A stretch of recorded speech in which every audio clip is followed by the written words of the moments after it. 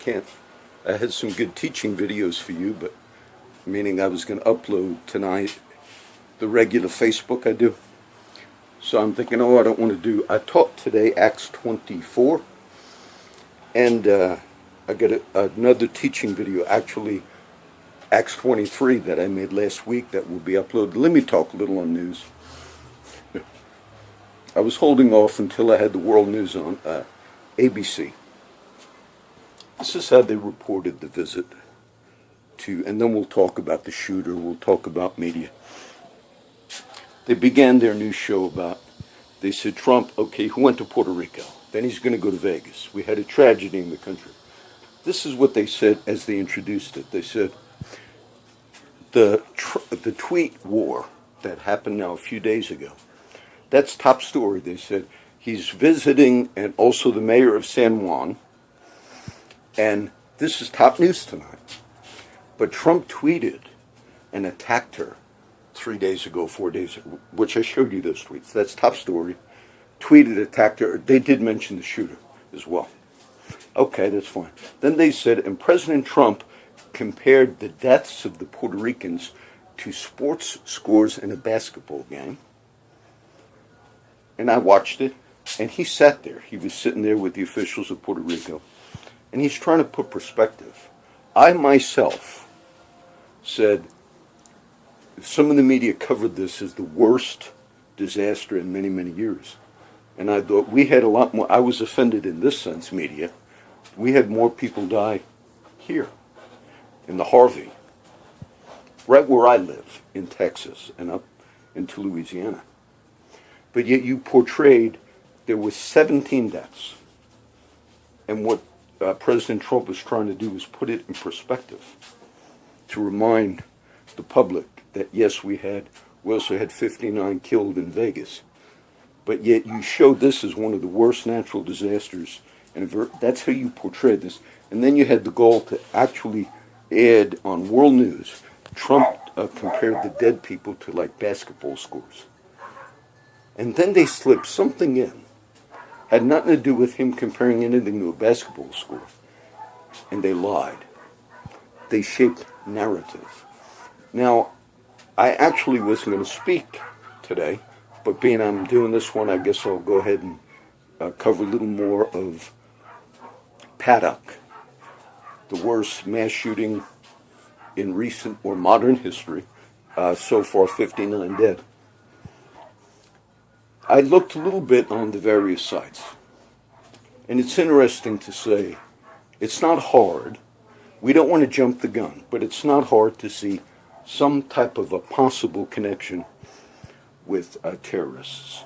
Because though his girlfriend or wife or common law, whatever, she was in the Philippines, like she went there 2 weeks ago, there was money, I think he sent $100,000, wired it into the Philippines. And there were questions, just besides the report by either AP or Reuters, as well as some other media outlets, that ISIS claimed responsibility. So I looked on, I read a little bit. There's some video, and there's a lot of things. I don't believe everything I read or see, and I'll even give you somewhat of a defense against some of the strong conspiratorialists over this. There's many that are saying there were multiple shooters. I read the reports.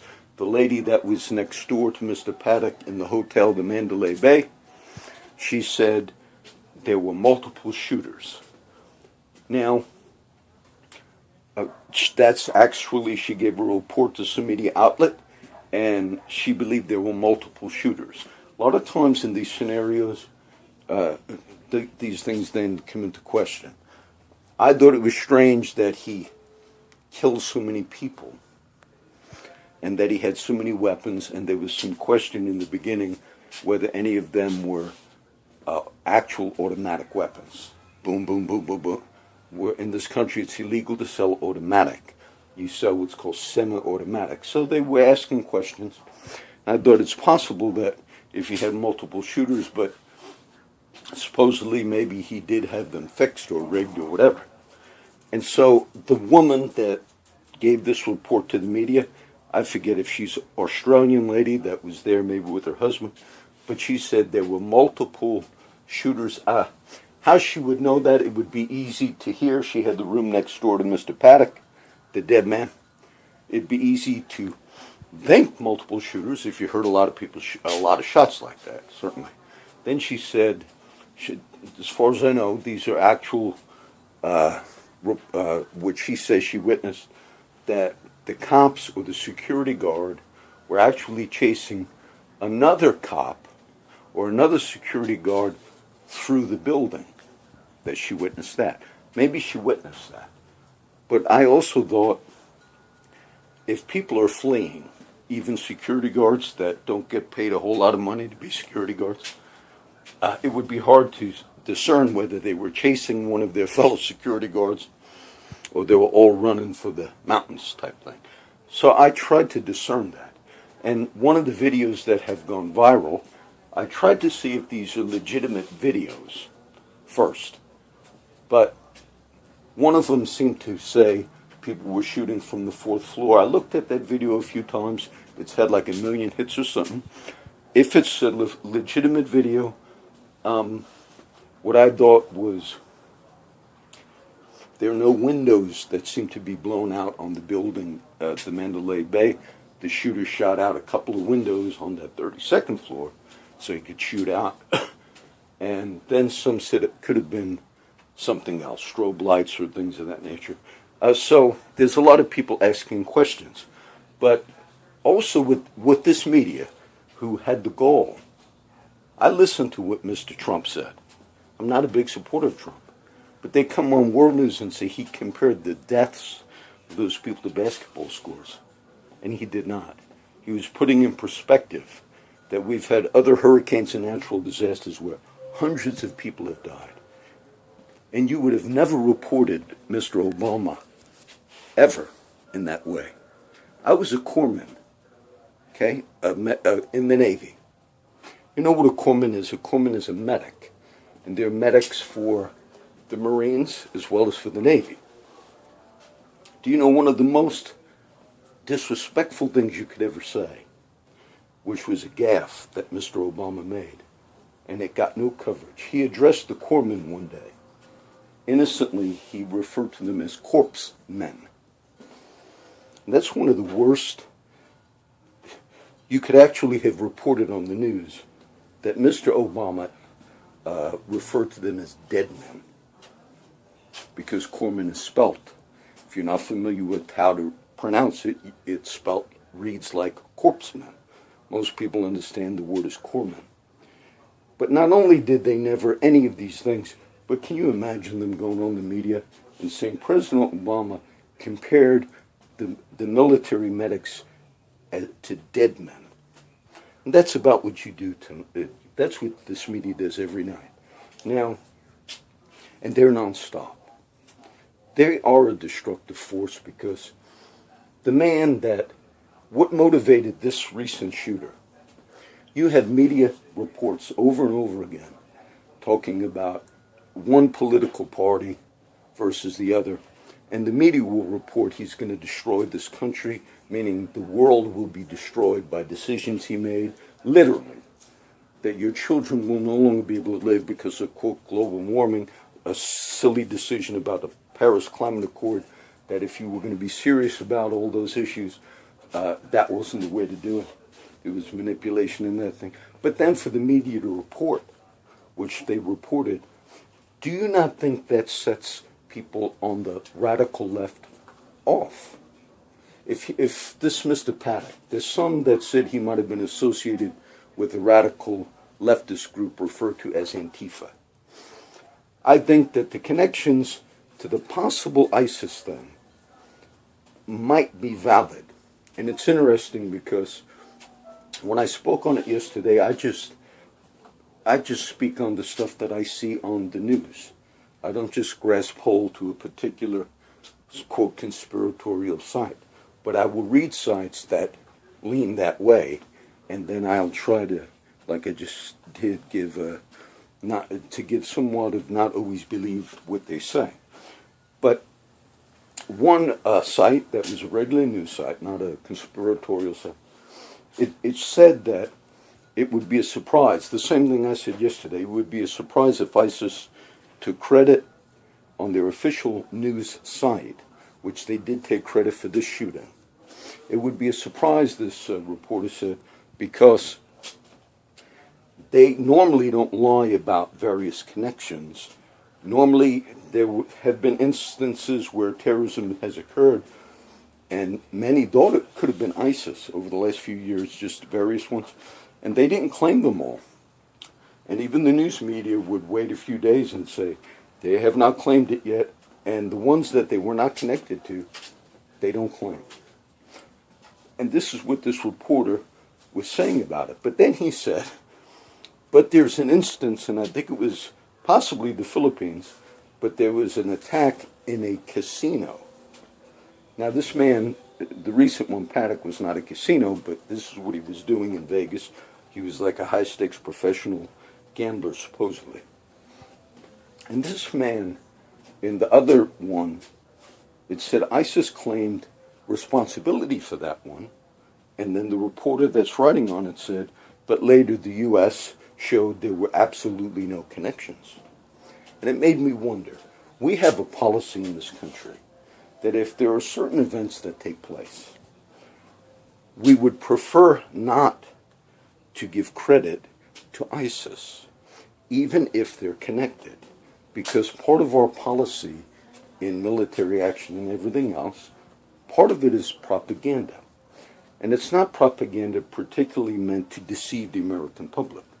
But if ISIS knows that every time someone connected to them it gets media coverage, if they know that that has a greater effect and impact, which it does, meaning was the plane go down by a terrorist or did it go down by some other means? So it would be to the benefit of the security of the U.S. This is how they would be able to lie to you and me. They deem militarily and in our own intelligence agencies, it would be for the overall benefit to save life to not admit that the investigation might have shown, quote, ISIS.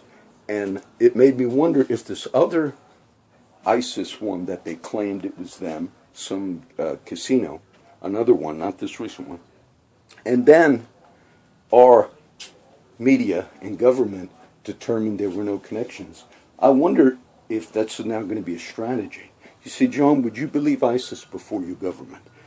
I would believe that the media has just a silly example, that you would go on world news, you would refer to the tweet thing that happened a few days ago, and then you would have the goal to say to the world, the president compares the dead Puerto Ricans to basketball numbers. And then I listened to what he said, and you just lie. And those on the left, I read the newspaper and all, and they're always so, and one recently, the columnist Nick Jimenez, the old emeritus editor, he said Trump has to be careful for his language and all. And you have you take no responsibility for, there are many in this country, even that reality winner girl, who I defend her, because she was from Kingsville, the one that they're now going to prosecute for leaking the information. First leak of this getting prosecuted. But you know what? It says they had Fox News on. It upset her. But do you know, people on the left,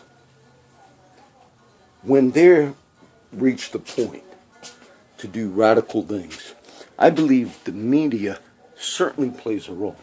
How mad do you think the mother or sister of one of those 17 dead Puerto Ricans, how do you think they feel when the world news of the U.S., which is not world news, goes on national TV and says the president just compared your dead kid to a basketball school, and you manipulated that?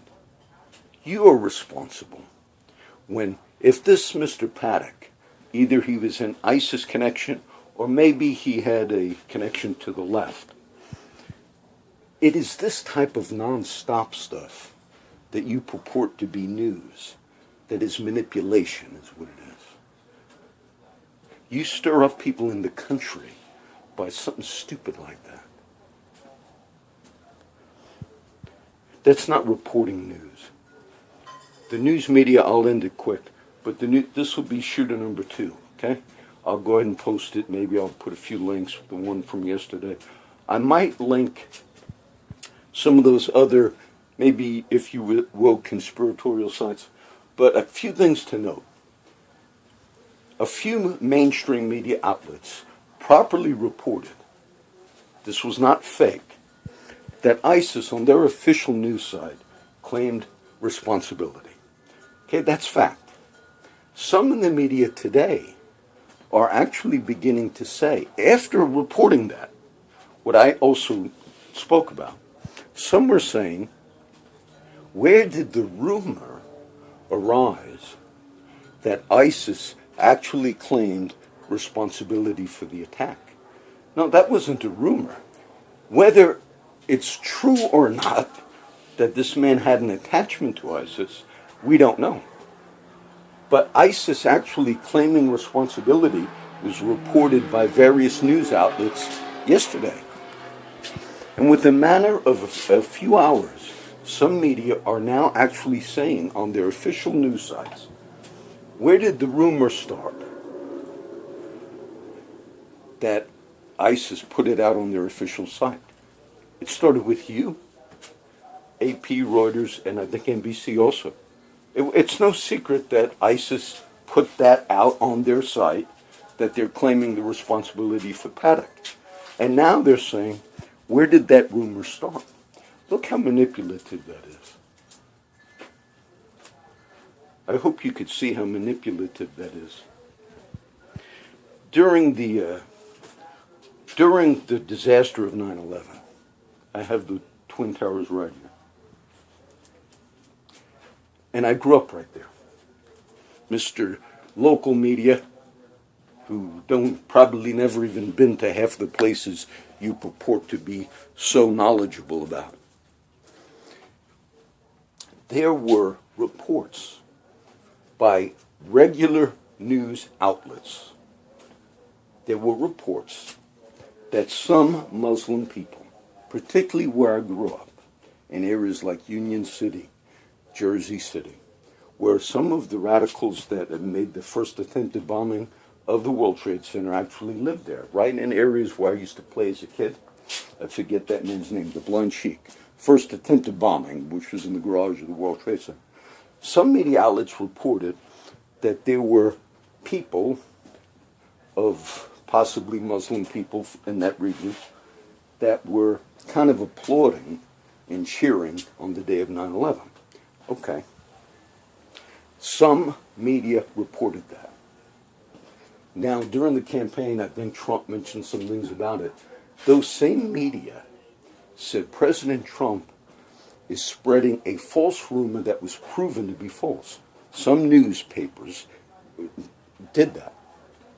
Some of those same very newspapers, if you went back to the reports back in the day of 9/11, they still had their own articles in their own newspapers saying that people were cheering. Some people were cheering, particularly in New Jersey area, on the day of 9/11. They themselves, in their own paper, if you went back to the days of 9/11, reported it. And then when Trump or anybody else that was not of their particular political party also later said the same thing years later, the same paper said that's such a lie and that's such a rumor and it's dangerous to spread. But they said it. The media lie to us.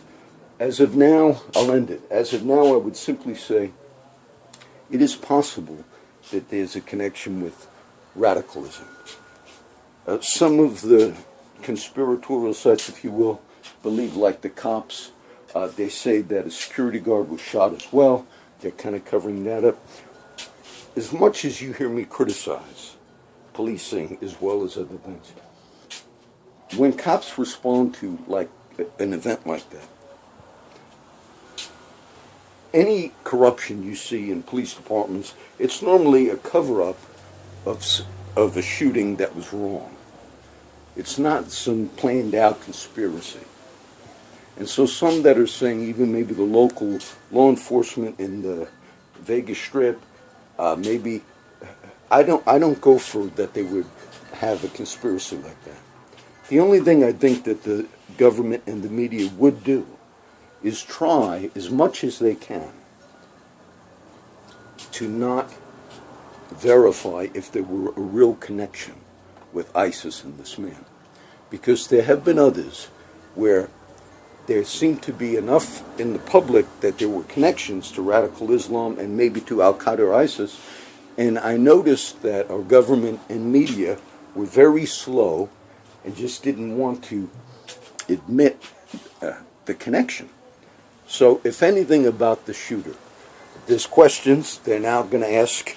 I think they're going to try and bring that woman back. And there's questions of whether or not somehow this man is connected. But the disgrace of the media,